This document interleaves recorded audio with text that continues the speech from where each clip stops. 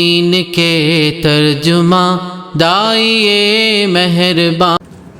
عزیز بہنوں، جس فریضہ اقامت دین سے آپ اور ہم جڑے ہوئے ہیں، اس کے لیے تربیت جو ہے وہ اجتماعی ہوتی ہے۔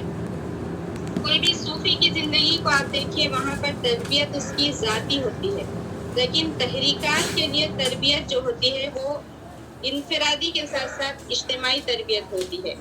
اور ہمارے ان تربیتی اور تنظیمی اجتماعات کا جو مقصد ہے وہ یہ ہوتا ہے کہ ہم آپس میں مل بیٹھ کر ایک دوسرے سے آگاہ ہوں، ہم اپنے ایک عزیز جو ہمارا نسب العین ہے اس کے لیے ہم ایک دوسرے سے واقف ہوں، ایک دوسرے کی کمزوریوں کو، کوتاہیوں کو دور کرنے کی ہم کوشش کریں، ایک دوسرے کی اچھائیوں کو اور خامیوں کو ہم اختیار کرنے کی کوشش کریں، اور ہم اپنے اندر کام کا وہ جذبہ، وہ جوش پیدا کریں جو ہمیشہ ہماری اصلاح کے لیے پیش نظر رہنا چاہیے۔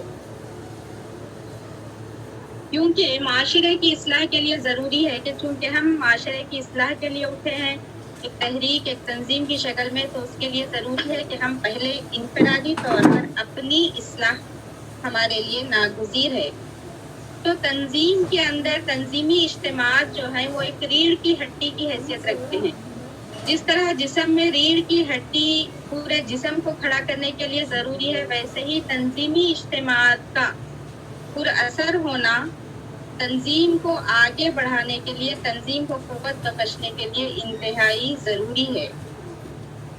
جب ہم تنظیم کا نام لیتے ہیں تو ہمیں یہ سمجھ لینا ضروری ہے کہ تنظیم جو ہے یہ چند ایسے افراد کے مجموعے کا نام ہے جو 1+1 کو 2 نہیں بناتا بلکہ 1+1 کو 11 بناتا ہے۔ یعنی ایسی قوت، ایسی طاقت جو ہے تنظیم کے ذریعے سے افراد کو حاصل ہوتی ہے جو انفرادی طور پر کسی فرد کو حاصل نہیں ہوتی۔ تو آج کا ہمارا یہ تنظیم کا تھوڑا سا مختصر سا تعارف میں آپ کے سامنے رکھی تھی۔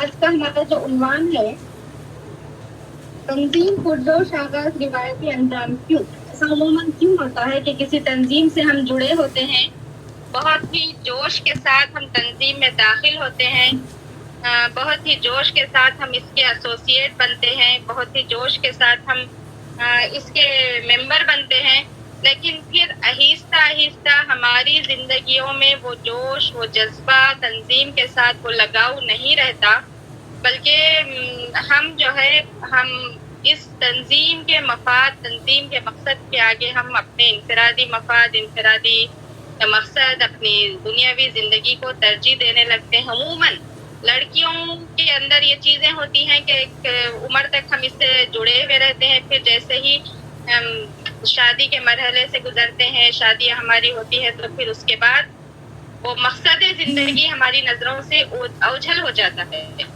تو اس سلسلے میں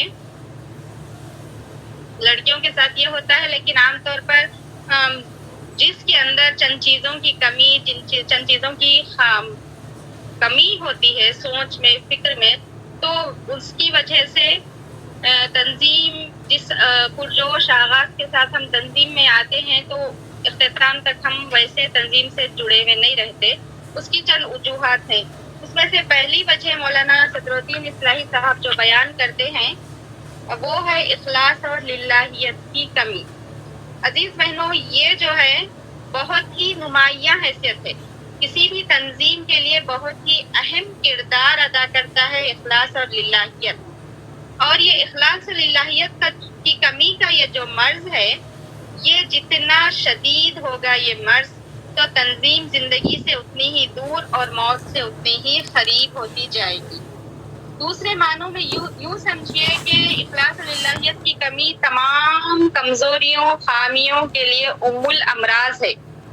جیسا کہ اطباء نے انسانی صحت کے لیے کانسٹیپیوشن کو ام الامراض کہا کہ تمام بیماریوں کی جو جڑ ہے وہ کانسٹیپیوشن ہے۔ اگر اطباء، طبیب، حکیم جو ہوتے ہیں وہ پہلے کانسٹیپیوشن کا علاج کرتے ہیں کہ اس کے ذریعے سے دوسری امراض کا علاج ہوتا ہے انسانی صحت کے لیے۔ اسی طرح آپ معاشرتی زندگی پر نظر ڈالتے ہیں تو اللہ کے رسول صلی اللہ علیہ وسلم کی حدیث کا مفہوم ہمیں ملتا ہے کہ اللہ کے رسول صلی اللہ علیہ وسلم نے جھوٹ کو ام الخبائث کہا ہے۔ یعنی تمام معاشرتی برائیوں کی ماں جو ہے وہ جھوٹ ہے. جہاں جھوٹ پر کنٹرول کر لیا جائے گا وہاں پر دوسری برائیوں پر بھی آسانی سے کنٹرول کیا جا سکتا ہے. تو اسی طرح تنظیم کے اندر راہ حق کے کاموں میں جو مہلک خطرے آتے ہیں اس میں سے پہلا جو خطرہ ہے وہ الامراض کے نام سے جانا جاتا ہے، وہ ہے اخلاص اور للہیت کی کمی. یہ ایک بہت بڑا فیکٹر ہے. دین حق میں آنے والے خطرات میں سے سب سے بڑا خطرہ ہے یہ کہ جس کی وجہ سے انسان، تنظیم کا ایک ممبر، تنظیم کا ایک کارکن جو ہے وہ اپنے مقصد زندگی سے ہٹتا چلا جاتا ہے. تو پہلے ہم یہ جانیں گے کہ اخلاص کیا ہے. تو اخلاص جو ہے تحریک کے مقصد پر دل کا مطمئن ہو جانا، یہ اخلاص ہے. تحریک کی خاطر جد و جہد کے لیے ذہن کو یکسو کر دینا، یہ اخلاص ہے. اور دنیا کے کسی بھی کام، یعنی تحریک کے کسی بھی کام میں کسی دوسرے کو شریک نہ بنانا، بس تحریک کا مقصد ہی پیش نظر رہے، یہ اخلاص ہے. اور للہیت جو ہے یہ تحریک کے مقصد کے ساتھ ساتھ اس کے تعلق پر صرف خاص اللہ کے لیے کام کرنا، یہ للہیت ہے. اخلاص اور للہیت میں تھوڑا سا فرق ہے. اس کو میں یوں بتاؤں گی کہ اخلاص جو ہے یہ دنیاوی تحریکوں میں بھی اخلاص ہو سکتا ہے کہ کوئی بھی دنیاوی عام تحریک، عام پارٹی ہے، دنیا کی کوئی تنظیم ہے، کوئی بھی آرگنائزیشن ہو سکتی ہے جس میں اخلاص لازماً ضروری ہے، رہتا ہے کہ اس تحریک، اس پارٹی کے ساتھ، اس پارٹی کے مقصد کے ساتھ ممبر کا دل مطمئن ہونا، وہ جد و جہد کے لیے اپنے ذہن کو یکسو کر لینا اور اس میں کسی اور کام کو اس میں شریک نہ بنانا، یہ اخلاص ہے. لیکن للہیت جو ہے یہ صرف اسلامی تحریکات کے ساتھ خاص ہوتی ہے. اخلاص ہر تحریک کے ساتھ ہو سکتا ہے لیکن للہیت اسلامی تحریکات کے ساتھ خاص ہوتی ہے کہ اسلامی تحریکات جو کام کرتی ہیں وہ للہ کرتی ہیں، اللہ کے لیے ہی کرتی ہیں. کوئی دوسرا مقصد اسلامی تحریکات کے پیش نظر نہیں ہوتا. یہ ہمیشہ ہمارے ذہن نشین رہنا چاہیے، ہمارے ذہنوں میں یہ چیز ہمیشہ اجاگر رہنا چاہیے کہ تحریکات اسلامی جو کام کرتی ہیں، تحریک کے جو ممبر ہیں، ہمارا کام للہ ہے، للہیت کے ساتھ ہو، اخلاص کے ساتھ ہو، اللہ کی خوشنودی، اللہ کی رضا اور فکر آخرت کا جذبہ جو ہے ہمیشہ ہمارے ذہنوں میں اجاگر رہے. اللہ تعالیٰ فرماتا ہے سورہ نساء میں، اعوذ باللہ من الشیطان الرجیم، یا ایھا الذین آمنوا کونوا قوامین بالقسط شہداء للہ، اے لوگوں جو ایمان لائے ہو اللہ کے علمبردار، عدل کے علمبردار بنو اور اللہ کے لیے حق کے گواہ بنو. یعنی حق کی گواہی جو ہمیں دینا ہے، عدل کے علمبردار جو ہمیں بننا ہے، تو وہ للہ، اللہ تعالیٰ نے کہا للہ، اللہ کے لیے یہ کام کرنا ہے. تو یہ اخلاص کے ساتھ ساتھ یہ للہیت جو ہے یہ تحریکات کے لیے انتہائی اہم زادرہ ہے، تحریک کا اہم توشہ ہے، تحریک کا اہم ٹفن ہے کہ اس کے بغیر تحریکات اسلامی آگے نہیں بڑھ سکتی. ان کا سفر جو ہے اس کے بغیر مشکل ہے، کیونکہ تحریکات اسلامی کے اہم عامل جو ہے وہ للہیت اور فلاح آخرت، اللہ کے لیے کام کرنا، اللہ کی رضا، اللہ کی خوشنودی حاصل کرنا اور آخرت کی کامیابی، یہ ہمارا مقصد ہے. اخلاص اور للہیت کے اپوز میں، ضد میں جو چیز آتی ہے وہ ریاکاری اور نمود و نمائش ہے. ریاکاری اور نمود و نمائش سے جب تنظیم کا ممبر بچنے کی کوشش کرے گا تو اخلاص و للہیت اس کے اندر پیدا ہوگی. جو شخص ریاکاری اور نمود و نمائش کے لیے کام کرے گا تو اخلاص و للہیت اس کے دل سے ختم ہو جائے گا، اس کے دل و دماغ سے نکل جائے گا. اس لیے ہمیں ان دونوں چیزوں پر ہمیشہ ہماری نظر رکھنا ہے، اپنے دلوں کا ہمیں ہمیشہ جائزہ لیتے رہنا ہے کہ ہمارا جو کام ہے ہم کس مقصد کے تحت ہم کام کر رہے ہیں. جہاں کہیں ہمارے دل و دماغ میں یہ چیز آئے گی کہ ہم جو بھی کام کر رہے ہیں اس سے ہماری عزت بڑھے، یا اس سے ہمیں شہرت ملے، یا اس سے ہمیں فلاں فائدہ ہو جائے، یا پھر اس سے ہمارا صدر خوش ہو جائے، یا پھر اس سے حلقے میں ہمارا نام آ جائے، یا پھر حلقے تک ہماری پہنچ ہو جائے، یعنی فلاں فلاں فلاں کوئی بھی چیز خدا نخواستہ ہماری ذہن میں آ گئی تو گویا سمجھیے کہ وہاں ہماری ساری نیکیاں برباد ہو جائیں گی. اور یہ راہ حق کا بہت ہی مہلک خطرہ ہے کہ ہمارا تمام کیا کرایا دھرے کا دھرا رہ جائے گا. اس تعلق سے ایک مشہور حدیث بھی ہم بار بار پڑھتے اور سنتے رہتے ہیں کہ قیامت کے دن جو ہے 3 اشخاص لائے جائیں گے. اس حدیث سے آپ ممبرس بہت اچھی طریقے سے واقف ہوں گے کہ کس طریقے سے ان کے تمام نیکیاں، ان کے تمام اعمال، ان کی سخاوت، ان کی تلاوت، ہر چیز جو ہے ضائع ہو جائے گی. تو یہ اخلاص الہیت کے اپوز میں جو چیز ہے ریاکاری، نمود و نمائش، تو اس سے ہمیں بہت بچنا چاہیے. تو یہ نیت کا جو کوٹ ہے، اس کے تعلق سے اللہ کے رسول صلی اللہ علیہ وسلم نے فرمایا کہ یہ شرک اصغر ہے، چھوٹا شرک ہے. یعنی آدمی اللہ کے علاوہ کسی اور کی خاطر کوئی کام کرتا ہے تو گویا وہ شرک اصغر کرتا ہے. تو اس سے ہمیشہ ہمیں بچتے رہنا چاہیے.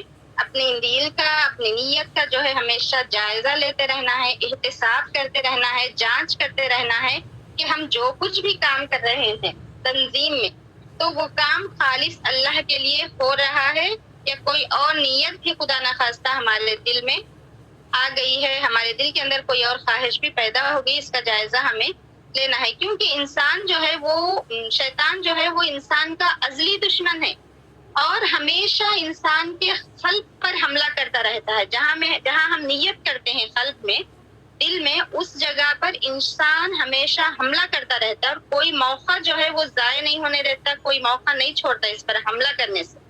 تو ہم کارکنان تنظیم کو ہمیشہ الرٹ رہنا ہے. اس ازلی دشمن کے حملوں سے بچنے کے لیے بار بار ہمیں اپنے دل کا جائزہ لیتے رہنا ہے. اس تعلق سے اللہ تعالیٰ بھی سورہ بینہ میں فرماتا ہے، اعوذ باللہ من الشیطان الرجیم، وما امروا الا لیعبدوا اللہ مخلصین لہ الدین، اور اس کے سوا ان کو کسی چیز کا حکم نہیں دیا گیا کہ اللہ کی بندگی کریں اپنے دین کو اس کے لیے خالص کر کے. یعنی اللہ کی بندگی کرنا خالص اللہ کے لیے ہی کرنا ہے. کس کوئی اور جذبہ ہمارے دل و دماغ میں نہیں آنا چاہیے. یہ پہلا فیکٹر تھا. اس کے تعلق سے اللہ کے رسول صلی اللہ علیہ وسلم نے ایک دعا بھی ہمیں سکھائی ہے کہ وہ دعا ہمیں بار بار مانگتے رہنا ہے کہ اللہم انی اعوذ بک من عمل الریا، اے اللہ میں تیری پناہ مانگتا ہوں ریا والے، دکھاوے والے عمل سے میں تیری پناہ میں آتا ہوں. ولسان الکذب، جھوٹی زبان سے، والعین من الخیانہ، اور خیانت والی آنکھوں سے. انک تعلم خائنۃ الاعین وما تخفی الصدور. یہ دعا ہمیں یاد کرنا اور ہم بار بار ہمارے اپنے ہر پروگرام سے پہلے، ہر پروگرام کے بعد ہم اللہ تعالیٰ سے یہ دعا مانگتے رہیں کہ اللہ جو کچھ اعمال میں کروں تیرے لیے کروں، اور اعمال ریا سے جو ہے اللہ تو مجھے اپنی پناہ میں رکھ، محفوظ رکھ. تو یہ پہلا فیکٹر تھا. اس کے بعد راہ حق میں آنے والا جو مہلک خطرہ، دوسری چیز جو ہے، جو خطرہ ہے، وہ ہے دینی علم و بصیرت کی کمی. دینی علم و بصیرت جو ہے، دین کو جو ہمیں حاصل کرنا ہے، اس کے اصل سر چشموں سے دین کو حاصل کرنا ہے. اور اقامت دین کا کام لے کر اٹھنے والوں کے لیے، ہم تمام ممبرس کے لیے یہ ضروری ہے کہ ہم مکمل طور پر دین سے واقف ہوں. سرسری دینی واقفیت ہماری نہ ہو، بلکہ مکمل دین سے ہم واقف ہوں. اسلام اور جاہلیت میں جو فرق ہے اس سے ہم واقف ہوں. دین کے اصولی افکار اور تصورات سے ہم واقف ہوں، اور اپنی حدود کو بھی ہم اچھی طرح پہچاننے والے ہوں. تو دینی علم و بصیرت کی کمی جو ہے ان چیزوں کی وجہ سے دور ہوتی ہے. دینی علم و بصیرت کی کمی کی وجہ سے یہ حال ہو جاتا ہے کہ جیسے کہا گیا کہ افتوا بغیر علم فضلوا واضلوا، بس وہ فتویٰ دینے لگتے ہیں بغیر علم کے، بس وہ بھی گمراہ ہوتے ہیں اور دوسروں کو بھی گمراہ کرتے ہیں. تو جن کے پاس دینی علم و بصیرت کی کمی ہوتی ہے، ان کا حال یہ ہوتا ہے کہ جب کوئی مسائل ان کے سامنے آتے ہیں تو اپنی جتنا ان کا علم ہے اسی کی بنیاد پر وہ اس پر فتویٰ دیتے ہیں، اسی کی بنیاد پر کوئی فیصلہ کر لیتے ہیں. تو کہا گیا کہ بس وہ بھی گمراہ ہوتے ہیں اور دوسروں کو بھی گمراہ کرتے ہیں. تو اس چیز سے ہمیں بچنا چاہیے کہ یہ گمراہی جو ہے تنظیم کے لیے، کسی بھی تحریک کے لیے بہت بڑا خطرہ ثابت ہو سکتی ہے. اس گمراہی سے ہمیں بچنا ہے. اس کے بعد تیسری چیز جو بتائی گئی ہے اس میں، وہ ہے شخصیت پرستی. شخصیت پرستی یہ تیسرا فیکٹر ہے جو دینی علم و بصیرت سے بہت قریبی تعلق رکھتا ہے. یعنی جس کے پاس دین کا صحیح علم نہیں رہتا، صحیح فہم نہیں رہتا، کمی رہتی، تو وہ لوگ کیا کرتے ہیں، کسی ایک شخص کو پکڑ لیتے ہیں تھوڑے سے علم والے کو، اور اس کے مرید بن جاتے ہیں۔ پھر عقیدتوں کا یہ جو غلو ہوتا ہے، شخصی عقیدتوں کا، تو یہ جو ہے کسی بھی تحریک کے لیے ایک سم قاتل ہے، بہت ہی نقصان اس کی وجہ سے تحریکات کو ہوتا ہے۔ اور عموماً یہ مرض جو دیکھا گیا ہے وہ دینی تحریکوں پر بہت آسانی سے یہ مرض حملہ کرتا ہے۔ یعنی دینی تحریکوں میں شخصیت پرستی، عقیدت، بڑے لوگوں سے عقیدت جو ہے یہ عام طور پر بہت زیادہ پائی جاتی ہے، تو اس سے ہمیں ہمیشہ بچتے رہنا چاہیے۔ یہ بہت ہی کسی بھی تنظیم کے لیے بہت ہی خوفناک خطرہ ہے، تو اس سے بچنا ہمارے لیے بے انتہا ضروری ہے۔ عقیدت مندی کا یہ جو غلو ہوتا ہے، عام طور پر عقیدت مندی کی وجہ سے، شخصیت پرستی کی وجہ سے ہوتا یہ ہے کہ عام لوگوں کا قوت فیصلہ جو ہے وہ ختم ہو جاتا ہے۔ یعنی وہ جس کے مرید ہوتے ہیں، جس شخصیت سے ان کو عقیدت ہوتی ہے، وہی فیصلے اس کے لیے قابل قبول ہوتے ہیں، اپنا کوئی فیصلہ وہ نہیں کر سکتا۔ کھرے اور کھوٹے کی تمیز ختم ہو جاتی ہے۔ تو جو سویا رہا، تو جو کھویا رہا، رکھ